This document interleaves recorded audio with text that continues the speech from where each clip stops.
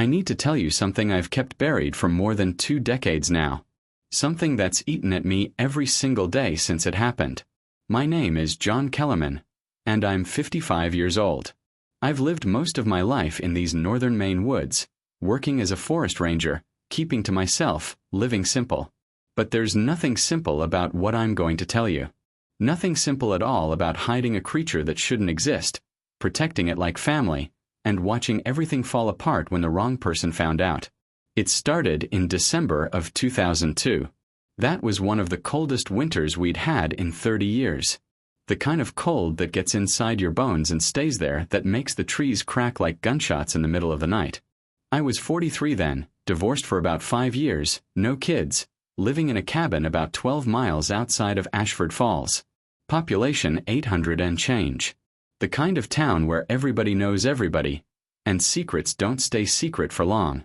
Except mine did. For 22 years mine did. I'd been a ranger for nearly 20 years by then. I knew these woods better than I knew myself. Every trail, every creek, every stand of white pine and hemlock. I knew where the deer bedded down in winter, where the moose came to feed, where the bears denayed up. I thought I knew everything these woods could show me. I was wrong.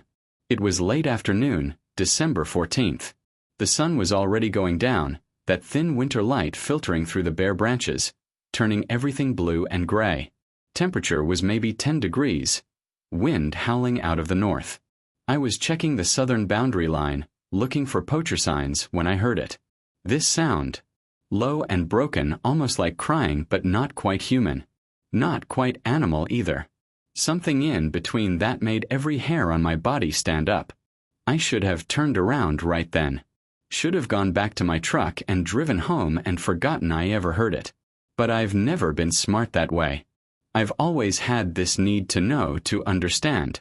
So I followed the sound deeper into the woods, through snow that came up past my knees, my breath fogging in front of my face, my fingers already going numb inside my gloves. I found it in a small clearing, collapsed against a fallen oak tree. At first, I couldn't process what I was seeing.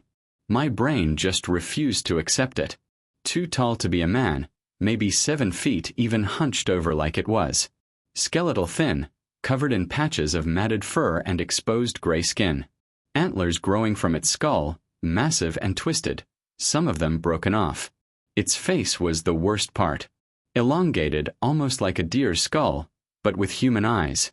Dark eyes that looked at me with something I recognized. Pain. Fear. Desperation. A Wendigo. A goddamn Wendigo, right there in front of me, bleeding from wounds across its chest and side. Looked like it had been shot, or maybe mauled by something. It tried to move when it saw me, tried to pull itself up, but it was too weak. Just slumped back against that tree and made that sound again. That broken, crying sound that cut right through me. I stood there for maybe 5 minutes, just staring, my rifle in my hands, my mind racing. Every story I'd ever heard about Wendigos ran through my head. Monsters. Man-eaters. Demons of winter and starvation. Things you shoot on sight and burn the body after. That's what I'd been taught. That's what everyone said. But looking at this thing, bleeding and broken and terrified, all I could see was a living creature in pain. Something that had been hurt and was dying alone in the cold. And I've never been able to walk away from that. Not from an injured deer, not from a dog hit by a car, not from anything. It's just not in me. I lowered my rifle. I don't know why. Instinct, maybe. Stupidity, probably. But I lowered it and took a step closer. The Wendigo's eyes followed me, wary but too weak to run. I could see its ribs through the patches where fur had worn away. Could see the frost forming on its breath. Could see it was starving. Easy, I heard myself say. I'm not gonna hurt you. I don't know if it understood me. Don't know if it understood anything. But something in my voice must have registered because it stopped trying to move. Just watched me with those dark, impossibly human eyes. I made a decision then that changed everything. Changed my whole life. I went back to my truck, got my emergency medical kit and some emergency rations I kept for winter rescues, and I came back. The Wendigo was still there, still bleeding, still dying. and I started trying to help it. I cleaned the wounds as best I could with antiseptic. The creature flinched but didn't fight me. I packed the deepest cuts with gauze, wrapped what I could with bandages. My hands were shaking the whole time, partly from cold, partly from fear, partly from the sheer impossibility of what I was doing.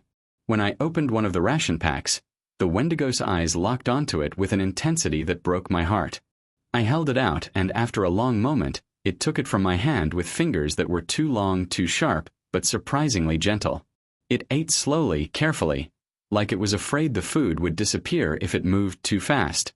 And I sat there in the snow, in the dying light, watching a monster eat a protein bar, and wondered what the hell I'd just gotten myself into. The sun went down.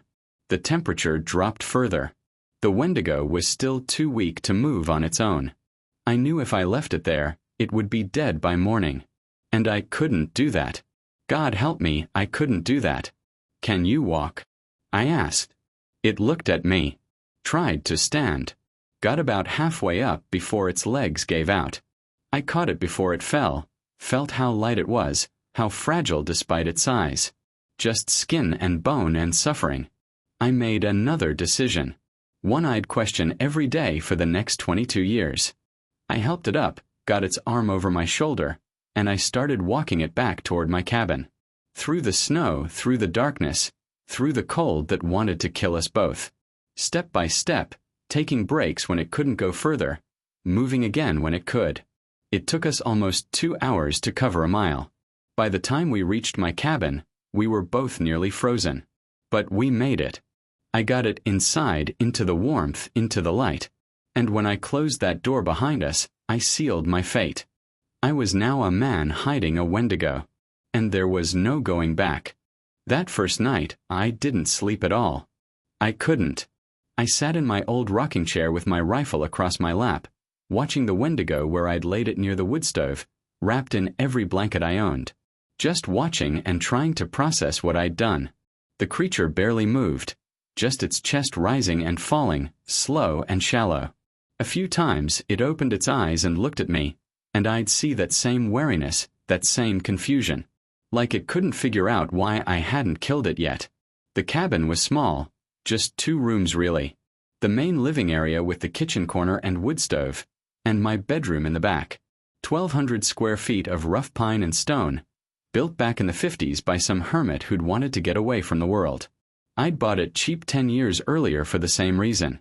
It was isolated, surrounded by state forest land on 3 sides and a ravine on the 4th. The nearest neighbor was 4 miles away. If there was ever a place to hide something impossible, this was it. As dawn broke, gray light filtering through the frost-covered windows, I finally got up and checked on the Wendigo. Its wounds had stopped bleeding at least. The bandages I'd applied were holding. Its breathing seemed a little stronger. When I got close, its eyes opened, and I saw something flicker there. Not aggression. Something more like recognition. Like it knew I was the one who'd helped it. "You hungry?" I asked, my voice rough from not sleeping. The creature didn't respond, but I saw its eyes track me as I moved to the kitchen area. I wasn't sure what to feed it. The legend said Wendigos ate human flesh, but I wasn't about to test that theory. I pulled out some venison from my freezer, thawed it quick in warm water, and cooked it up on the stove. The smell of frying meat filled the cabin, and I heard the Wendigo shift, trying to sit up. I brought the plate over, still not sure this wasn't the stupidest thing I'd ever done. Set it down within reach and backed off. The creature looked at the meat, then at me, then back at the meat. It reached out slowly, took a piece and ate. Not frantically like the night before, but deliberately, carefully. And I saw what I hadn't noticed in the dark and the shock. Intelligence. Real, unmistakable intelligence in those eyes. Over the next few days, I fell into a routine I never planned for. I'd tend the Wendigo's wounds, change bandages, bring food and water. It grew stronger gradually, able to sit up on its own, then to stand. It never tried to hurt me. Never showed aggression. Mostly, it just watched me with those dark eyes, learning, understanding. I should have released it once it could walk. Should have led it back into the forest and let it disappear. But something stopped me. Maybe it was loneliness. I'd been alone in that cabin for 5 years, talking to myself, going days without seeing another soul. Or maybe it was curiosity. Or maybe I just wanted to understand what this thing was, beyond the legends and the horror stories. I started talking to it, not expecting answers, just filling the silence. I'd tell it about my day, about the woods, about the weather, about my ex-wife and how the marriage fell apart, about my father who'd been a logger and died when I was 19. Just talking. And the Wendigo would listen, its head tilted slightly, those eyes fixed on me like it understood every word. 3 weeks in, something changed. I was outside splitting firewood when I heard a sound from the cabin. A voice. Low and broken and barely recognizable as speech, but definitely trying to form words. I dropped the axe and ran inside. The Wendigo was standing by the window, looking out at the snow-covered forest. And it said, clear as anything, "Cold." I froze. My heart was hammering. "You can talk." It turned to look at me, and for the first time I saw something like emotion in its expression. "Cold," it said again. "Always cold." Over the following weeks it spoke more. Simple words at first. Hungry. Water. Night. Then longer phrases. Want to go out. Miss the trees. Scared of people. Its voice was rough, like it hadn't been used in years, but it was there. Communication. Conversation. I learned things. The Wendigo's name, or what passed for one in the clicks and low sounds of its original language. I couldn't pronounce it, so I started calling it Ash, after the ash tree that grew by my cabin door. It didn't object. I learned that it had been alone for a long time, driven from its territory by hunters, shot by someone who'd gotten lucky, left to die in the woods. I learned that it wasn't a demon or a monster in the way the story said. It was just a predator, like a wolf or a bear. Dangerous, yes, but not evil. Not any more than winter itself was evil. And Ash learned too. Learned my routines, my moods. Learned to stay quiet when I had visitors, which was rare but happened. Learned to trust that I'd come back when I left. We developed something I never expected. A relationship. An understanding. I built a space for Ash in the old root cellar beneath the cabin. Insulated it, made it warm, gave it blankets and a place to rest. During the day, when I was out working, Ash would stay there.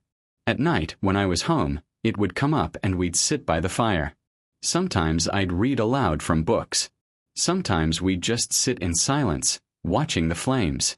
It was strange. It was impossible. But it was also the first time in years I didn't feel completely alone. Months turned into a year. Then 2. Then 5. The wounds healed completely, leaving scars across Ash's chest and side. It grew stronger, healthier. I started letting it out at night to roam the forest, to hunt. It always came back. Every single time, just before dawn, I'd hear the soft scratch at the door, and there would be Ash ready to come inside. We had a life together. An impossible, secret life. And I told myself it could last. That as long as we were careful, as long as nobody found out, everything would be fine. I should have known better. In a small town like Ashford Falls, secrets have a way of unraveling. And 22 years later, mine finally did. The years passed quietly, which is exactly how I wanted them to pass. By 2010, Ash and I had settled into a rhythm that felt almost normal. I'd wake before dawn, start the fire, make coffee. Ash would already be back from its nightly wandering, curled up in the root cellar or sometimes just lying by the wood stove like some oversized, impossible dog. We'd have breakfast together. I'd eat eggs and toast. Ash would have whatever meat I'd prepared. Then I'd head out for my ranger duties, and Ash would retreat to the cellar or, in later years when I trusted it more, stay in the main cabin. I became an expert at deception. When other rangers or wardens needed to come by, I'd make sure Ash was secured downstairs with the door bolted. When I had to bring my truck in for service in town, I'd plan it for midday when Ash was sleeping. When hunters asked about unusual tracks or sounds in my section of the forest, I'd guide them away, claim it was bear or moose, nothing to worry about. The lies came easier than I like to admit. But ash wasn't the only thing changing during those years. Ashford Falls was changing too. The old mayor, Tom Brennan, died in 2015. Good man. Kept to himself, ran the town quiet and steady. The new mayor was different. Richard Caldwell. 42 years old, sharp suits, sharper ambitions. He'd moved to Ashford Falls from Portland 5 years earlier, made money in real estate development, and decided small-town politics was his ticket to bigger things. State legislature, maybe Congress eventually. He saw Ashford Falls as a stepping stone, not a home. Caldwell wanted to put Ashford Falls on the map. Tourist dollars. Development projects. He pushed for new hiking trails, wanted to brand our section of the North Woods as Maine's hidden wilderness gem. Most folks in town were split on it. Some liked the idea of economic growth. Others, like me, preferred things the way they were. Quiet. Undisturbed. I didn't pay much attention to Caldwell's plans at first. My section of the forest was remote enough that I figured his tourist schemes wouldn't reach it. I was wrong about that too. In the spring of 2024, Caldwell announced a new initiative. A wilderness heritage trail that would cut through the state forest, including a significant portion of my patrol area. They wanted to build viewing platforms, rest stops, maybe even a small ranger station. Bring in school groups, nature photographers, bird watchers. He called it sustainable ecotourism. I called it a nightmare. I went to the town council meetings, argued against it, said the forest couldn't handle increased foot traffic, that we'd disturb wildlife breeding grounds, that the environmental impact studies were rushed. I had legitimate concerns beyond my secret, but Caldwell brushed them all aside. He had the votes. He had the momentum. The project was approved in June. That's when things started getting dangerous. Survey crews came through in July, marking trees, taking measurements, assessing the terrain. I had to be more vigilant than ever, making sure ash stayed hidden, making sure no one ventured too close to my cabin. The crews were professional, stayed on marked routes, but it was only a matter of time before someone noticed something unusual. The first sign of trouble came in early September. One of the surveyors, a young guy named Mitchell Price, came to me with photos on his phone. Strange tracks he'd found near Dobbin Creek, about a mile from my cabin. Large, elongated, not matching any known animal. He was excited. Thought maybe we had an undiscovered species. I looked at the photos and felt my stomach drop. I knew those tracks. I'd been covering them up for 22 years. Probably just a deformed bear, I told him, keeping my voice steady. We get genetic abnormalities sometimes. Inbreeding in isolated populations. I wouldn't worry about it. Mitchell seemed disappointed but accepted my explanation. I thought that was the end of it. But he must have shown the photos to someone else, because 2 weeks later, Mayor Caldwell himself showed up at the ranger station, asking questions. "John," he said, leaning against my desk with that politician's smile, "Mitchell showed me some interesting photos from your sector. Unusual tracks. He said you identified them as bear, but I'm curious. Have you ever seen anything else out there? Anything unexplained?" I kept my expression neutral. It's the woods, Richard. Lots of things are unexplained until you figure them out. Usually there's a simple answer. Usually, he agreed. But not always. You know, I've been hearing stories lately. Old stories. Native American legends about creatures in these forests. Wendigos, they called them. Ever heard of those? My blood ran cold, but I didn't let it show. Sure. Folk tales. Every forest in North America has monster stories. Keeps the tourists entertained. Caldwell watched me for a long moment. You've been out here a long time, John. Alone. If there was something unusual in these woods, you'd be the one to know about it. If there was something unusual, I'd report it, I said flatly. That's my job. He smiled again, but it didn't reach his eyes. Of course. Of course you would. He pushed off from the desk. Well, keep me informed. And John, if you do see anything interesting, I'd appreciate a heads up before filing any official reports. This wilderness trail project is important to the town. Important to me. I wouldn't want any complications. After he left, I sat there for a long time, staring at nothing. Caldwell wasn't stupid. He suspected something. And worse, he was the type of man who wouldn't let suspicions go.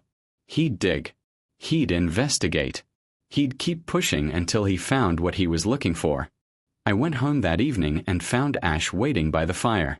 It looked at me with those dark, knowing eyes and made a low sound, almost questioning. We might have a problem, I told it. Ash tilted its head. Over the years, I'd learned to read its expressions, subtle as they were. Right now, it looked worried. It understood more than I sometimes gave it credit for. There's a man. The mayor. He's starting to ask questions. I sat down heavily in my chair. I don't know if I can keep you hidden much longer. Not with all these people coming through, building trails, taking photos. Ash was quiet for a moment. Then it spoke, voice rough but clear. Go. I go. Where? I asked. The forest isn't safe anymore. They're surveying all of it. And winter's coming. You barely survived the last time you were alone out there. Not your burden, Ash said. Never wanted burden. That hit me harder than I expected. You're not a burden. You're. I trailed off, not sure how to finish that sentence. What was Ash to me? A responsibility. A friend. Family. All of those things, maybe. You're important to me, I finished quietly. Ash moved closer, laid one long-fingered hand on my shoulder. The gesture was gentle, almost human. You saved, it said. Gave years. More than deserved. I remember. Always remember. We sat there together as night fell, and I knew that everything was about to change. Mayor Caldwell wouldn't stop digging. The wilderness trail would bring dozens, maybe hundreds of people into these woods. And sooner or later, someone would see something they couldn't explain away. The life we'd built together, impossible as it was coming to an end. I could feel it the way you feel a storm coming. And there wasn't a damn thing I could do to stop it. October came in cold and early that year. The leaves turned fast, brilliant reds and golds that would have been beautiful if I wasn't so consumed with worry. The survey crews finished their work and pulled out, but Caldwell's interest didn't fade with them. If anything, it intensified. He started showing up in the forest himself, hiking the trails with expensive camera equipment, posting photos on social media about exploring Maine's mysterious wilderness. His captions always had that edge to them. What secrets hide in these ancient woods? And some mysteries are waiting to be discovered. I knew what he was doing. Building anticipation. Creating a narrative. If he found something extraordinary, something that could put Ashford Falls in national headlines, it would launch his political career into the stratosphere. I was standing between him and that ambition, and he knew it. The confrontation I'd been dreading came on October 19th. I remember the date exactly because it was Ash's birthday, or at least the anniversary of the day I found it. 22 years to the day. I'd bought a venison roast, planned a quiet evening. Instead, I got Richard Caldwell on my doorstep at 4 in the afternoon. John, he said, that same politician's smile firmly in place. Hope I'm not interrupting. I was in the area and thought we should talk. I stood in the doorway, blocking his view inside. Ash was in the root cellar, but I could hear it moving down there, restless. It could probably smell Caldwell. About what? May I come in? It's getting cold out here. I'd rather you didn't. Like I said, about what? His smile faded a fraction. I've been doing some research, John. Talking to people. Old-timers in town. People who've lived here their whole lives. You'd be surprised what stories come up when you start asking questions. Stories are just stories, Richard. Maybe. But there's an interesting pattern. Reports of strange sounds in the forest, always in your sector. Unusual tracks. Livestock disappearances. Nothing consistent enough to investigate officially, but when you plot it all on a map. He pulled out his phone, showed me a screen with red dots clustered around my area. It creates a very interesting picture. And it all centers right here. Around your cabin. My heart was pounding, but I kept my voice level. Wildlife activity. I'm a ranger. I work with wildlife. Sometimes they come near the cabin. That's normal. Is it normal for the wildlife to only come out at night? To avoid every trail camera people have set up? To leave tracks that don't match any known species? He put his phone away. Come on, John. I know you're hiding something. I've known it for weeks. The question is what, and more importantly, why? You need to leave, I said quietly. I'm the mayor of this town. I have authority. You have no authority on my private property. And this is state forest land under my jurisdiction. You want to make accusations, you go through proper channels. Otherwise, you're trespassing. Caldwell's expression hardened. The friendly politician mask slipped, and I saw the ruthless ambition underneath. I will find out what's going on here, John. With or without your cooperation. And when I do, if you've been concealing something dangerous, something that could have harmed people, you'll lose more than your job. You understand that.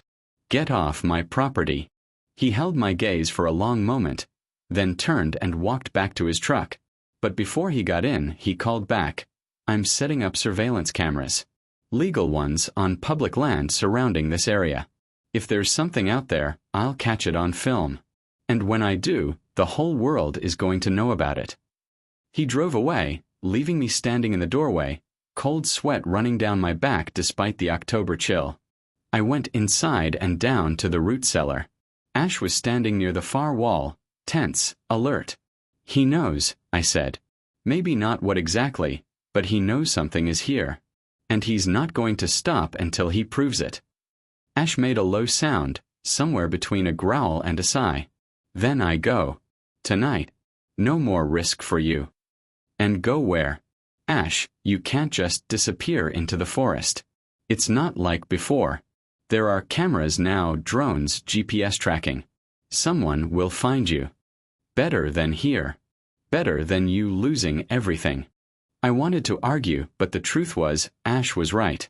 If Caldwell caught proof of its existence, my life was over. I'd lose my job, probably face criminal charges for concealing a dangerous animal. I might even face federal charges if they decided Ash was some kind of endangered species or biological hazard. And Ash itself? They'd capture it, lock it up, study it. Best case scenario, it would spend the rest of its life in a cage. Worst case, they'd kill it. We need a plan, I said. Something better than just running blind. Over the next few hours, we worked out what options we had. They weren't good. We could try to relocate Ash somewhere more remote, but that meant traveling through populated areas, crossing roads, leaving traces. We could try to fake its death, make it look like I'd discovered and killed a Wendigo, but that would bring investigators who'd want a body. We could go to the authorities ourselves, try to control the narrative, but that seemed hopelessly naive. In the end, we decided to wait. To watch Caldwell's movements, see where he placed his cameras, and plan our next move accordingly. It was reactive instead of proactive, but we were out of good options. For the next week, I barely slept. I'd patrol during the day, come home to check on Ash, then spend my nights watching for any sign of Caldwell or his people. Ash stayed hidden in the root cellar, going days without venturing outside. I could see it was taking a toll. The creature was meant for open spaces, for movement, for the forest. Being cooped up was slowly breaking something in it. On October 27th, I found the first camera. Motion-activated trail cam, high quality, positioned to cover the game trail about 200 yards from my cabin. I disabled it, took the memory card, found 2 more over the next 3 days. Then a 4th and a 5th. Caldwell was surrounding my property with surveillance, creating a net that was getting tighter. On November 2nd, Ash made the decision for us. I came home from work to find it packed, if you could call it that. A few things it had gathered over the years. A blanket I'd given it. A book of nature photography I'd bought one Christmas. A stone with a fossil in it that we'd found by the creek. Tonight, Ash said. I go tonight. Too dangerous now. For both.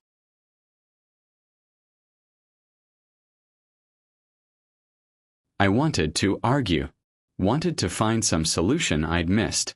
But looking at Ash, seeing the resignation in its eyes, I knew it was right. We'd run out of time. Where will you go? I asked. North. Deep forest. Canada, maybe. Places still wild enough to hide. That's hundreds of miles through wilderness in winter. I survived before. Survive again. We spent that last evening together not talking much. Just sitting by the fire, both of us trying to memorize the moment. 22 years. That's how long we'd had. More than I ever expected, less than I wanted. At midnight, I walked Ash to the edge of my property. The moon was nearly full, casting everything in silver light. Ash turned to me, and in that inhuman face, I saw genuine emotion. Gratitude. Sadness. Something that might have been love in whatever way a Wendigo could feel it. Thank you, it said, voice barely a whisper. For seeing. For not shooting.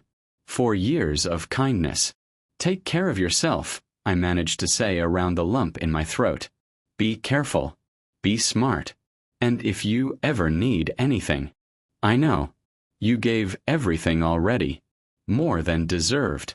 Ash reached out, touched my face gently with those two long fingers.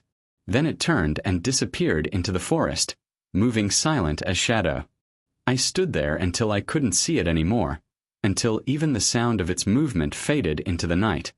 I went back inside to an empty cabin, to silence, to the life I'd had before that suddenly felt hollow. And I thought that was the end of it. That Ash was gone, safe, free. That I could go back to my normal life and just carry the memories. I was wrong. Because 2 weeks later, Mayor Caldwell called an emergency town meeting.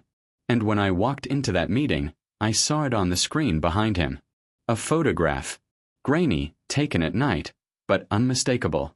Ash. Caught on one of Caldwell's cameras. And the look on his face told me everything I needed to know. He had his proof. And he was about to use it to destroy everything. The town hall was packed. I stood in the back, my stomach in knots, watching Richard Caldwell work the crowd like the politician he was. He had the photograph blown up on the screen behind him, enhanced and clarified just enough to make out the shape. A tall, skeletal figure with antlers, caught mid-stride between two trees. You couldn't see details, but you could see enough. Enough to know it wasn't a bear or a moose or anything that belonged in these woods. Ladies and gentlemen, Caldwell said, his voice carrying that perfect blend of excitement and gravity. What you're seeing is real.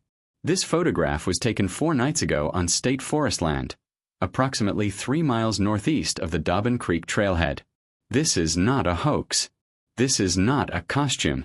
This is something that has been living in our forests, possibly for decades, and we have had no idea it was there.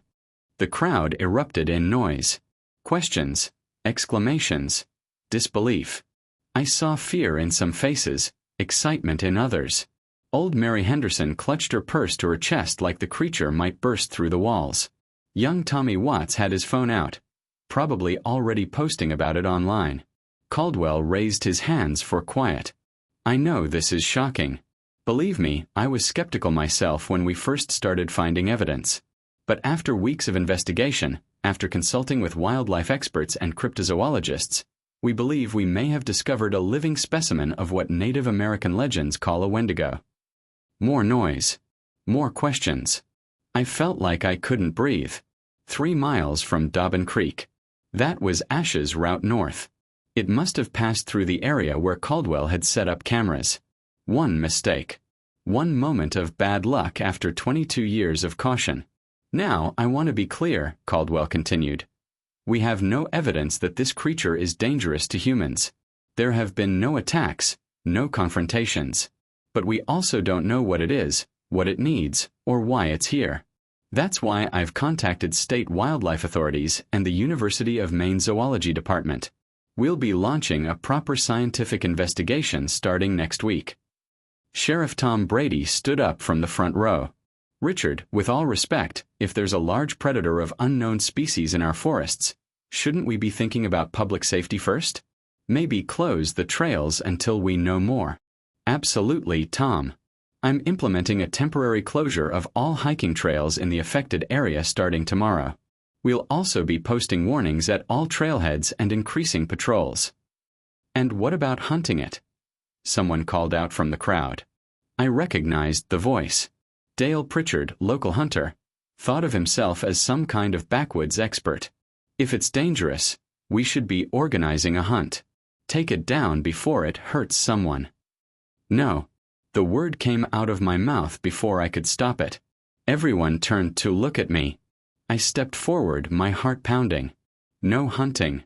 Not until we know what we're dealing with." Caldwell's eyes locked onto mine, and I saw something flicker there. Suspicion. Calculation. "John, I was hoping you'd be here. You've been patrolling these woods for, 25 years? Have you ever seen anything like this?" The whole room was staring at me. I felt the weight of it, the scrutiny. One wrong word, one hesitation, and Caldwell would have what he needed. I've seen bears, moose, deer with genetic abnormalities. But nothing like that photo, no. Never. Not even a track or a sound. The woods are full of tracks and sounds, Richard. Most of them have explanations. But not all of them. He was pushing, probing, looking for cracks. Not always immediately, no. But usually, with time and investigation, we figure it out. And yet, in 25 years, you never reported anything unusual enough to warrant investigation? Even though, as we've now discovered, there was something very unusual living right in your patrol area. The accusation hung in the air. I saw people looking at each other, whispering. Sheriff Brady was frowning at me. Even some folks I'd known for years were giving me suspicious looks. "I report what I see," I said carefully. If I didn't see anything worth reporting, I didn't report it. "Interesting," Caldwell said slowly. "Because I've been reviewing your patrol logs, going back years, and there are some very curious patterns. Areas you consistently mark as checked but never with any detailed observations. Long gaps where you're listed as on patrol but with no specifics about what you encountered. Almost like someone trying to keep attention away from certain parts of the forest." My mouth went dry. I hadn't realized how obvious my protection of Ash had been when looked at systematically. All those years of steering people away, of marking areas as clear without detail, of generally keeping my sector quiet and unremarkable. It had worked to avoid scrutiny, but now that someone was actually scrutinizing, it looked exactly like what it was. A cover-up.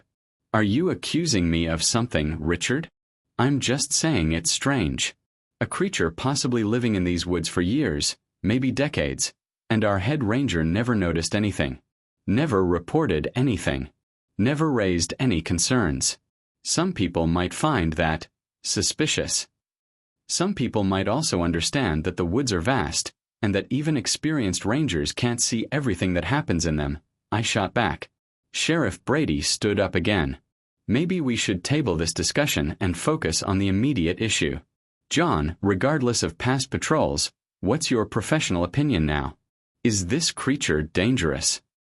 I met his eyes. Tom Brady was a good man. We'd worked together on search and rescues, shared coffee on cold mornings, trusted each other with our lives more than once. He deserved the truth. Everyone in this room did. But the truth would end everything. For me and for Ash. They'd hunt it down, cage it or kill it. And I'd helped it, protected it, hidden it for 22 years. I'd be implicated in whatever happened. My career would be over at best. At worst, I'd face criminal charges. "I don't know," I said finally. "I'd need to see more than one photograph to make that assessment." "Then I guess we'll just have to catch it and find out," Dale Pritchard called out. Others in the crowd murmured agreement. Caldwell raised his hands again. "Let's not get ahead of ourselves. We're going to handle this properly, scientifically. No vigilante hunts. The state wildlife authorities will take the lead on any capture operations." "And when will they arrive?" Sheriff Brady asked. "They're sending a team up next week. In the meantime, we continue with the trail closures and increased patrols. Everyone stays safe, stays calm, and lets the professionals handle this." The meeting broke up slowly, people clustering in groups, talking excitedly or worriedly. Caldwell made his way through the crowd, shaking hands, reassuring people, playing his role perfectly. But when he reached me, his expression shifted. Cold. Hard. "We need to talk," he said quietly. Privately. We stepped outside into the November cold. The parking lot was emptying, people heading to their cars, still talking. Caldwell waited until we were alone by his truck before he spoke. "You know what it is," he said flatly. "You've known all along." I didn't answer. Didn't trust myself to speak. "How long, John? How long have you been protecting it?" "I don't know what you're talking about." "Bullshit. I saw your face in there. The way you reacted when I mentioned hunting it. You know this creature. You've had contact with it." He stepped closer, his voice dropping. "Where is it? Where does it den? Is it near your cabin? You're making wild assumptions based on nothing." "Am I? Because here's what I think. I think you found this thing years ago. Maybe it was injured, maybe you felt sorry for it. And instead of reporting it like you should have, you decided to play protector. You've been hiding it, feeding it, keeping it secret. That's why your patrol logs are so carefully vague. That's why you fought every development proposal in your sector. You weren't protecting the forest. You were protecting it." He was right. God help me, he was completely right. But I couldn't admit it. "That's a hell of a story, Richard. You should write fiction." "It's not fiction and we both know it. And when I prove it, when I catch that creature and it leads me back to you, you're done. Your career, your reputation, everything. You'll be lucky if you don't end up in prison." "Are you threatening me?" "I'm promising you. This is going to come out, John. And when it does, I'm going to make sure everyone knows you chose to protect a monster over the safety of your neighbors. Over the people who trusted you." He got in his truck and drove away, leaving me standing in the empty parking lot, shaking with anger and fear. Not for myself. I'd made my choices and I'd live with the consequences. But for Ash. Out there somewhere in the wilderness trying to survive, and now being actively hunted by people who saw it as a prize or a threat instead of a living being that deserved to exist. I drove home through the dark, my mind racing. I had to warn Ash somehow. Had to find a way to keep it safe until the hunt died down, until people lost interest or the investigators concluded there was nothing to find. But how? I had no way to contact it. No way to track it. For all I knew, it was already hundreds of miles away, far beyond the reach of Caldwell's ambitions. When I got back to my cabin, I sat by the fire for a long time, trying to figure out what to do. The place felt emptier than ever without Ash. 22 years of companionship, of quiet understanding, of not being alone. Gone in an instant because some politician saw an opportunity for fame. Around midnight, I heard something outside. Soft footsteps in the snow. For a wild, hopeful moment, I thought it might be Ash, come back despite the danger. But when I opened the door, there was no one there. Just tracks. Boot prints leading up to my porch and back away. Someone had been watching my cabin. The net was tightening, and I had no idea how to escape it. The next 2 weeks were the longest of my life. State wildlife officials arrived, along with a team from the university and, worse, media crews from Portland and even Boston. Caldwell had called them in, played up the mystery, turned Ashford Falls into a circus.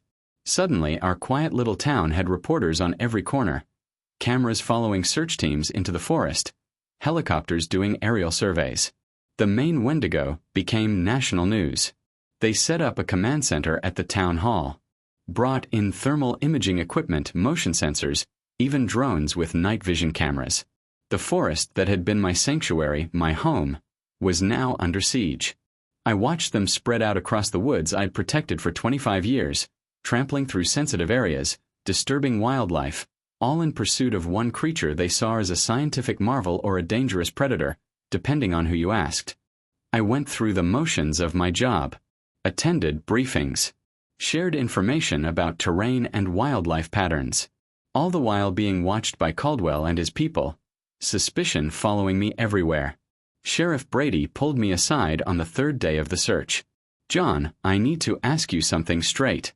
And I need you to be honest with me. What is it, Tom? Have you had contact with this creature? Caldwell keeps saying you're hiding something, and I'm starting to wonder if he's right. I looked at Tom, this man I'd worked with for 15 years, and I wanted to tell him the truth. Wanted to explain everything, make him understand. But I couldn't. I've been doing my job, Tom. Same as always. That's not an answer. It's the only one I've got. He studied me for a long moment, then sighed. You're a good man, John. I've always believed that.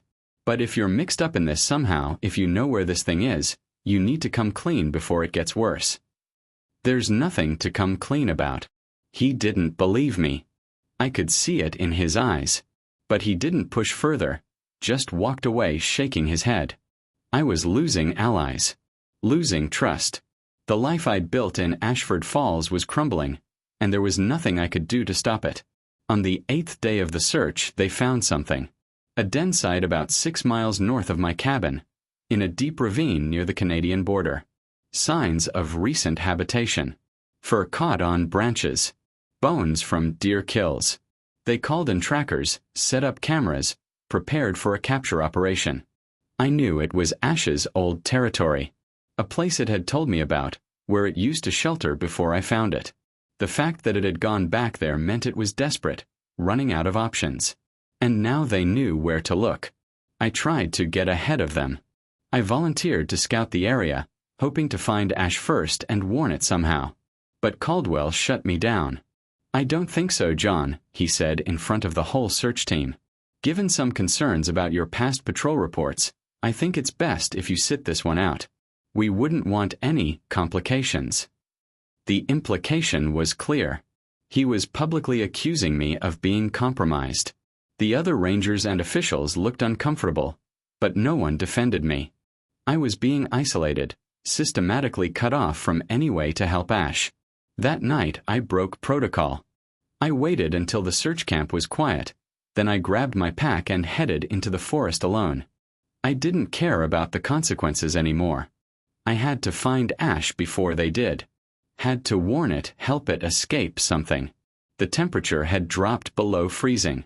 My breath fogged in front of me as I made my way through the dark woods, using terrain I knew by heart even without a trail. It took me 3 hours to reach the ravine they'd found. I approached carefully, watching for sentries or cameras they might have left. The den was empty, but there were fresh tracks leading away, heading further north. Ash had been here recently, maybe within the last day. It was still in the area, probably trying to stay ahead of the search teams. I followed the tracks, my flashlight beam cutting through the darkness. The trail led deeper into rough country, areas where most people wouldn't venture. Good. The harder it was to follow, the better chance Ash had of escaping. I tracked for another hour before I heard it. A low sound, almost like wind through the trees, but I knew better.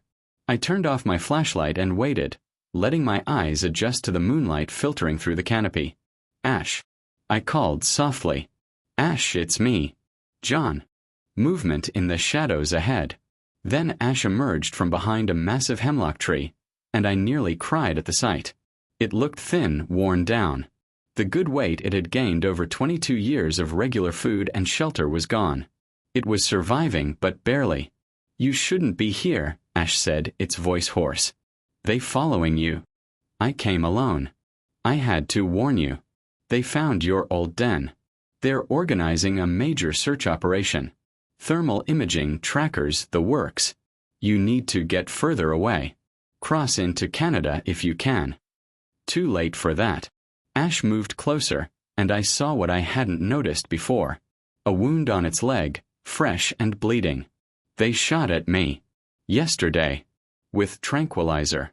Missed, but I fell. Cut myself on rocks. Jesus. Let me look at that. I cleaned and bandaged the wound as best I could with my first aid kit. The cut was deep but not life-threatening. What worried me more was Ash's overall condition. It couldn't keep running like this. Eventually, exhaustion or another injury would bring it down. Why did you come back to the old den? I asked. You should have kept moving north. No choice. Other places too exposed. Here I know the land. Know the hiding places. Ash paused. And closer to you. Thought maybe. Thought if they caught me you could help. Stupid thought. Not stupid. Never stupid. I finished with the bandage and sat back. Ash, I'm sorry. I thought I could protect you forever. I was naive. You gave 22 years. That's forever enough. Ash touched my shoulder with that familiar gentle gesture. Not your fault. Man with ambition always dangerous. More dangerous than hunters. Hunters want meat. Ambitious men want proof. Want fame. Will never stop. It was right and we both knew it. Caldwell wouldn't stop until he had his prize. And even if we could escape him, the media attention, the scientific interest, it would follow Ash forever. There was no going back to the quiet life we'd had.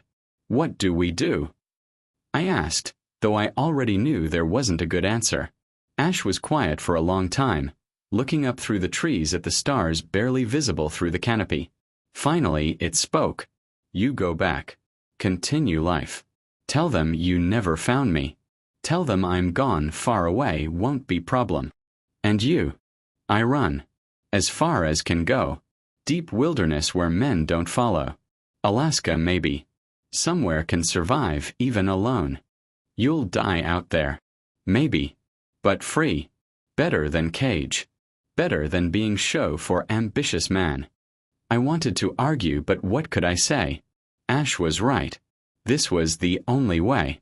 I'd always known it might end like this, with me letting go and hoping it was enough. We sat together for a while longer, neither of us wanting to be the first to leave. Finally, Ash stood. Go now. Before they notice you gone. Already caused enough trouble for you. I stood too, feeling every one of my 55 years in that moment. I'll never forget you. Never forget any of it. Same. You gave life. Gave kindness. Gave home. Ash's voice was thick with emotion I'd rarely heard from it. Thank you, John. For seeing me. For not shooting. For everything. We embraced awkwardly, me barely reaching Ash's chest, its long arms wrapping around me carefully. Then it let go and stepped back. Go, it said again. I went. I turned and walked away, and I didn't look back because I knew if I did, I'd never be able to leave. I made my way back through the forest, each step feeling like betrayal, until I reached my truck just as dawn was breaking.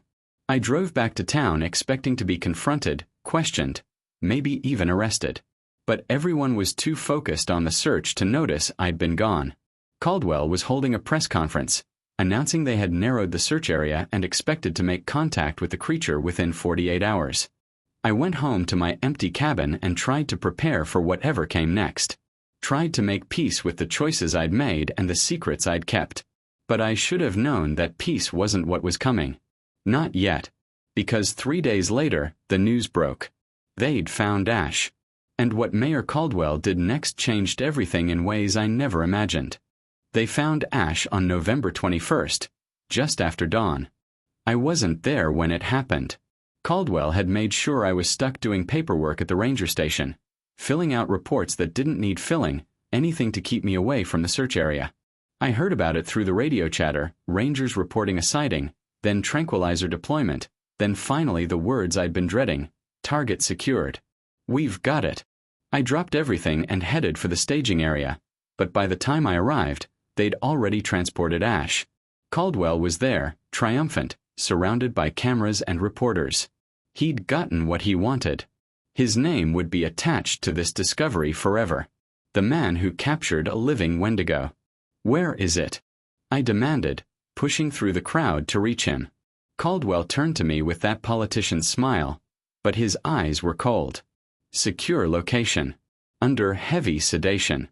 Don't worry, John. It's receiving excellent care. Veterinarians from the university are examining it now. You can't keep it locked up. It's not an animal. It's intelligent, it understands. It's a previously unknown species that we need to study and understand. For public safety and scientific advancement. He lowered his voice so the cameras wouldn't pick it up. And you're going to keep your mouth shut about whatever relationship you have with it. Because if you don't, I'll make sure everyone knows you've been harboring a dangerous creature for God knows how long. You'll lose everything. Understand? I understood. He had me trapped. Anything I said to defend Ash would expose my own actions. But I couldn't just do nothing. I want to see it, I said. That's not possible. I'm the lead ranger for this district. I have a right to be involved in the assessment process. You've been compromised. Everyone can see it. You're too emotionally invested in protecting this thing. Damn right I'm emotionally invested. It's a living, thinking being, and you're treating it like a trophy. Caldwell's expression hardened. This conversation is over. Go home, John. You're suspended pending an internal review of your patrol activities over the past decade.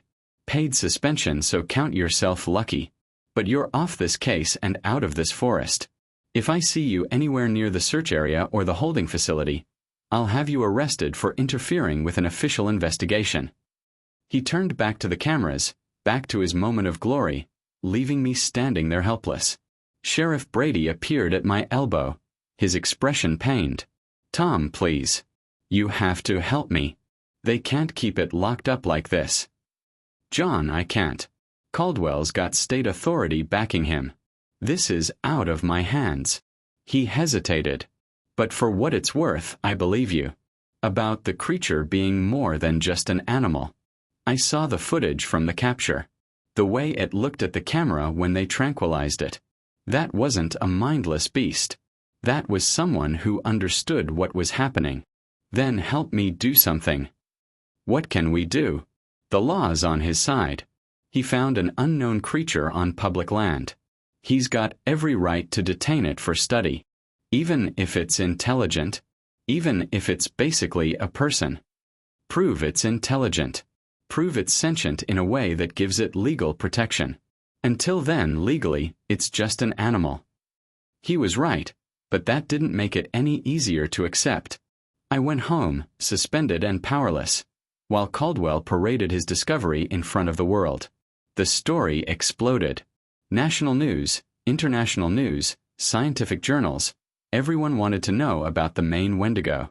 Caldwell gave interview after interview, always careful to present himself as both the intrepid discoverer and the cautious public servant ensuring everyone's safety.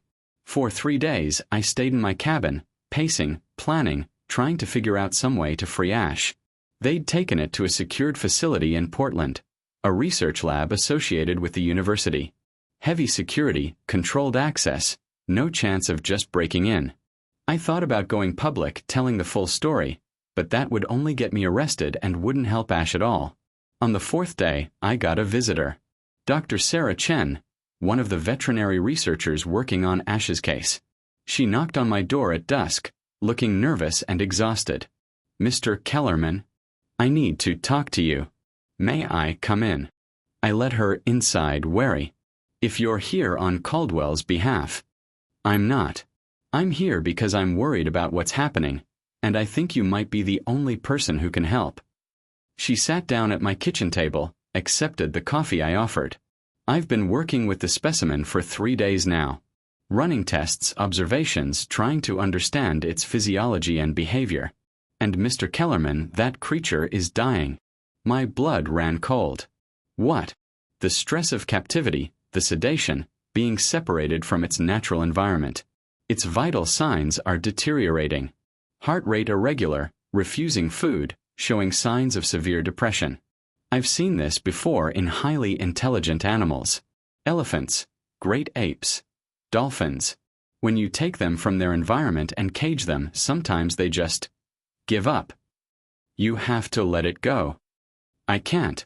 Caldwell won't allow it. He's talking about permanent research facilities, long-term studies. He sees this as a career-making discovery. He's not going to release it. Then what are you asking me? Dr. Chen looked at me directly. I need you to tell me the truth. You've had contact with this creature before, haven't you? Extended contact. There was no point in lying anymore. Yes. For how long? 22 years. She closed her eyes briefly. God. I knew it had to be something like that. The way it reacted when they showed it your photograph. We were trying to assess its intelligence, show it various images. Most got no response. But when we showed it you, it became agitated. Vocal. It clearly recognized you. My throat tightened. Is it okay? Is it in pain? Physically, it's healing from minor injuries. But psychologically, Mr. Kellerman, it's suffering. And I don't think it's going to survive much longer under these conditions. She leaned forward. I need you to help me understand it. What does it need? How does it communicate? Is there anything I can do to ease its distress? I spent the next hour telling her everything. About finding Ash wounded and near death. About the years we'd spent together. About its intelligence, its personality, its capacity for emotion and connection. Dr. Chen listened, taking notes, asking questions, and I could see her understanding shifting. This changes everything, she said finally. If this creature has the level of sentience you're describing, keeping it in captivity could be considered a violation of its rights. I need to document this, present it to the ethics board. Caldwell will fight it. He's not going to give up his prize. Maybe not. But I took an oath to do no harm. And what we're doing is harmful. I can't be part of it. She stood. I'm going to advocate for its release. I don't know if I'll succeed, but I have to try. In the meantime, would you be willing to visit?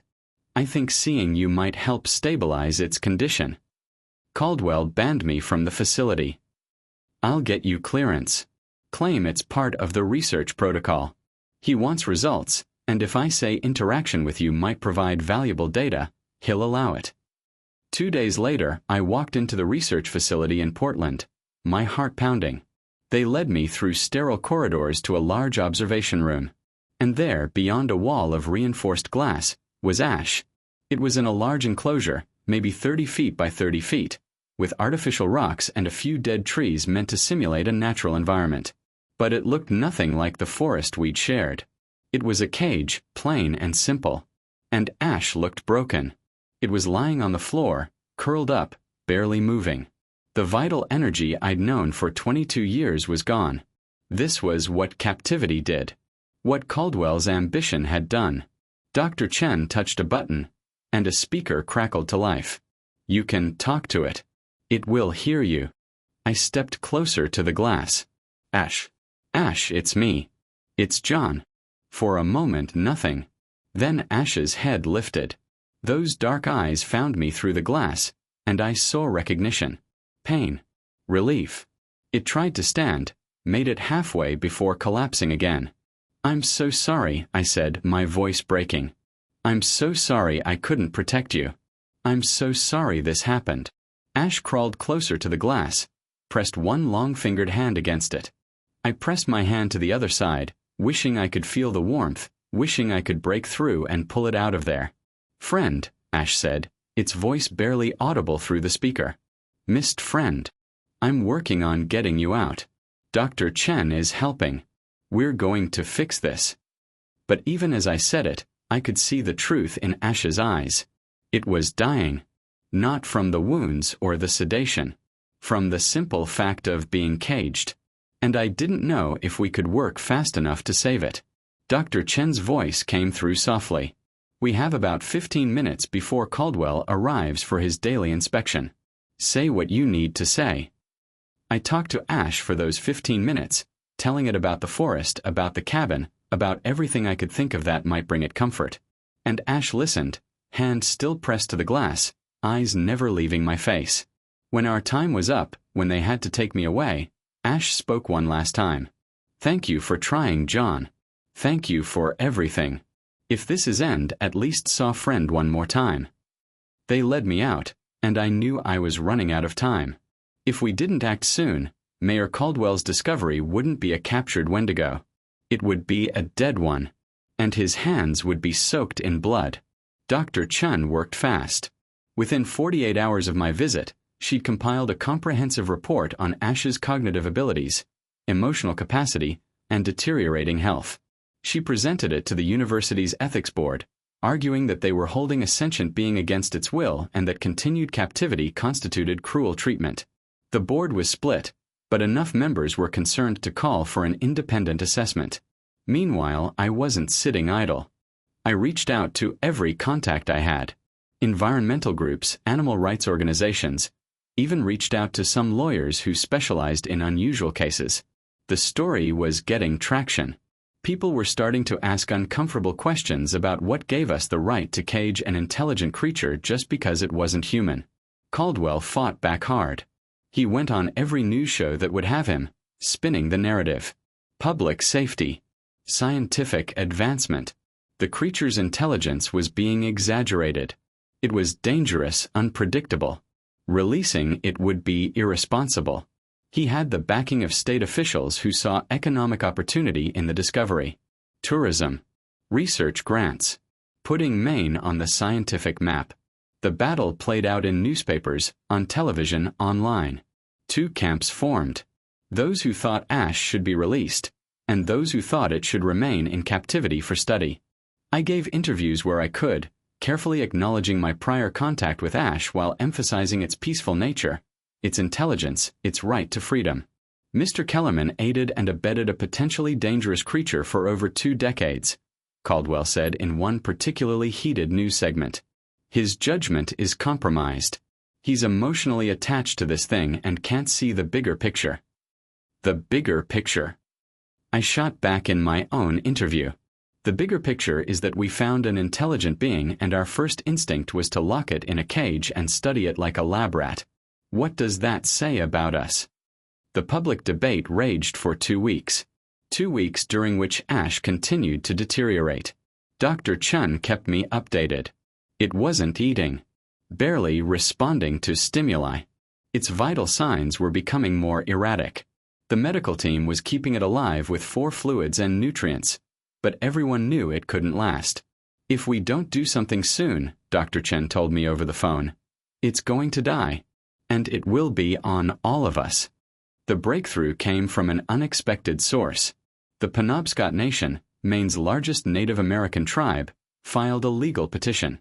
They argued that Wendigos were part of their traditional stories and spiritual beliefs, and that the creature deserved protection under religious and cultural heritage laws. It was a legal long shot, but it added weight to our side. More importantly, it brought the issue to the state Supreme Court. The hearing was set for December 18th. Both sides would present their cases, and the court would rule on whether Ash could continue to be held or if it must be released. Caldwell was confident. He had state resources, expert witnesses, public safety concerns on his side. But we had something he didn't. We had the truth. And we had Ash itself. Dr. Chen convinced the court to allow Ash to be brought to the hearing. Under heavy guard, still weak but conscious, Ash was transported to the courthouse in Augusta. I was there, seated in the front row, when they brought it in. Our eyes met across the courtroom, and I saw Ash straighten slightly, saw some of that lost energy return. The prosecution went first. They presented evidence of Ash's physical capabilities, its predatory nature, the potential threat it posed. They showed photographs of its teeth, its claws. They had experts testify about unknown diseases it might carry, unpredictable behavior, the danger of releasing it.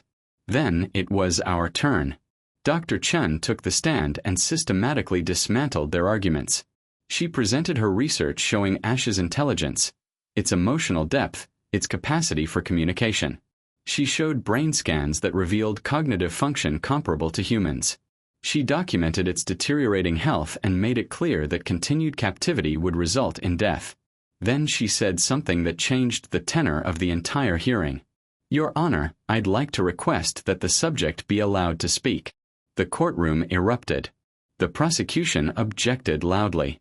But the judge, an older woman named Margaret Thornton, held up her hand for silence. The creature can speak, she asked. Yes, Your Honor. Limited English, but clear communication. If this court is going to decide its fate, shouldn't it be allowed to speak on its own behalf? Judge Thornton considered for a long moment. This is highly irregular. But these are irregular circumstances. Objection overruled. If the creature can communicate, I'll hear what it has to say. They brought Ash forward, still in restraints but positioned where everyone could see. The courtroom was dead silent. Ash looked around at all the faces, all the cameras, and I saw fear in its expression. But also resolve. "Can you understand me?" Judge Thornton asked. "Yes," Ash said, its voice rough but clear. The courtroom exploded in whispers. "What is your name?" Ash. John gave name. Real name too hard for human tongues. "Do you understand why you're here? What's happening? Trial. Decide if I'm person or animal. Decide if I go free or stay in cage. And what do you want?" Ash was quiet for a moment. When it spoke again, its voice was heavy with emotion. "Want to go home. Want forest. Want quiet. Want to live without fear." It turned to look directly at me. "Want friend to be safe. Not punished for kindness. Tell me about your relationship with Mr. Kellerman." And Ash did. In halting, simple language, it told the story. Being shot and wounded. Nearly dying. John finding it and choosing mercy instead of violence. 22 years of companionship, of learning from each other, of finding family in the most unlikely place. "He saved me," Ash said. "Not once. Every day. Gave food, shelter, safety. Taught me English, taught me about human world. Never asked anything. Just gave. Because he saw me. Not monster. Just living thing that wanted to survive." "Are you dangerous?" Judge Thornton asked. "Can be. Same as bear, same as wolf. Will defend self if attacked. But never hurt John. Never hurt anyone in 22 years. Just wanted to live." The judge turned to Caldwell. "Mayor Caldwell, you discovered this creature. You've fought hard to keep it in custody. Do you have any response to what we've just heard?" Caldwell stood, and I could see him calculating, trying to figure out how to spin this. "Your Honor, with respect, we're seeing a creature that has learned to mimic human speech. That doesn't necessarily indicate the level of consciousness being claimed. Animals can be trained too." "I'm not trained," Ash interrupted. "I'm speaking, thinking, feeling. I'm afraid right now. Afraid of you. Afraid of cage. Afraid of dying alone in cold room instead of forest I love." It looked at Caldwell directly. "You want to be famous. Want career. I understand. But not worth my life. Not worth my freedom. Please.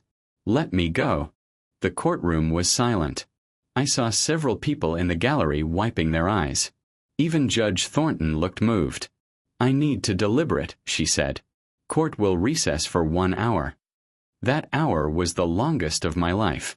I sat in the hallway outside the courtroom, Dr. Chen beside me, neither of us speaking. Caldwell was surrounded by his legal team, looking less confident than he had that morning. Ash was taken to a holding area, and I wasn't allowed to see it. When we were called back, Judge Thornton looked tired but resolute. "I've reviewed all the evidence presented today.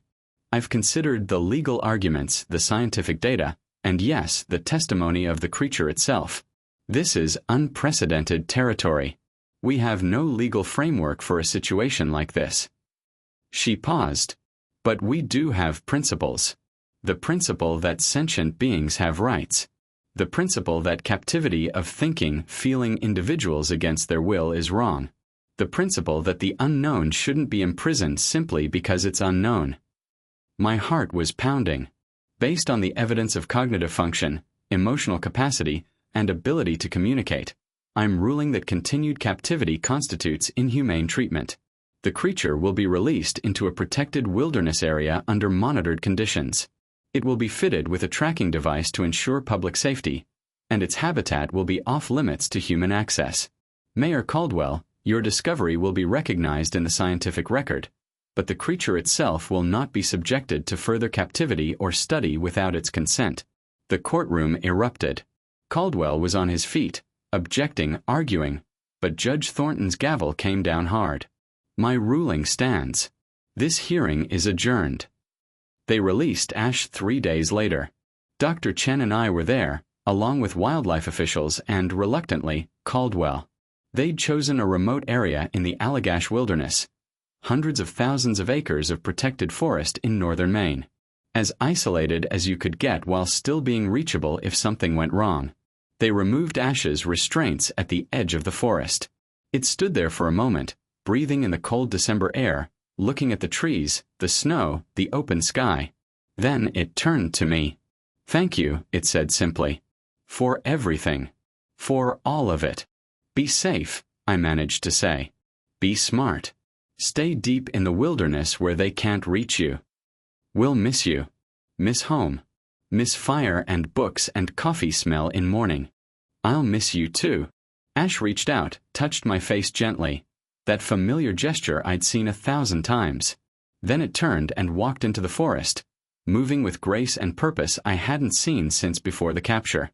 I watched until I couldn't see it anymore, until it disappeared into the wild where it belonged. Caldwell drove away without speaking to anyone. His political career never recovered. The story became about his attempted exploitation of a sentient being rather than his great discovery. He lost the next election and moved away from Maine. I heard he ended up in some mid-level state job in Augusta, all his ambitions reduced to nothing. As for me, I was cleared of any wrongdoing. The court's ruling essentially validated my choice to protect Ash all those years. I got my job back, though I retired 6 months later. Couldn't bring myself to keep working in forests that felt empty without Ash. I still live in the cabin. Still spend my evenings by the fire. Sometimes I take trips up north, camping in the Allagash, hoping maybe I'll catch a glimpse. I never have. The tracking device was removed after 2 years when it became clear Ash wasn't a threat to anyone. It disappeared completely into the wilderness, which is exactly what I'd hoped for. But sometimes, on quiet winter nights when the snow is falling and the forest is silent, I hear something outside. A soft sound that might be wind or might be something else. And I like to think it's Ash, checking in, making sure I'm okay. Making sure its friend is still there.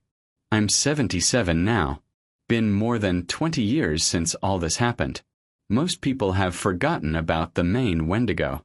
It's just another strange story, filed away with Bigfoot and Loch Ness. But I haven't forgotten. I never will. I saved a creature that shouldn't exist, protected it for 2 decades. And when the world tried to cage it, I helped set it free. That's my legacy. Not my years as a ranger or anything else. Just that one choice I made in the snow all those years ago, to see a living being instead of a monster.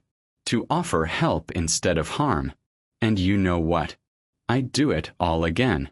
Every risk, every lie, every consequence. Because some things are worth protecting, even when the world says they're too dangerous, too different, too impossible to deserve mercy. Ash taught me that. And it's a lesson I'll carry with me for whatever time I have left. The forest is quiet now. The cabin is warm. And somewhere out there in the wilderness, a creature that defied explanation is living free. That's enough. That's more than enough. That's everything.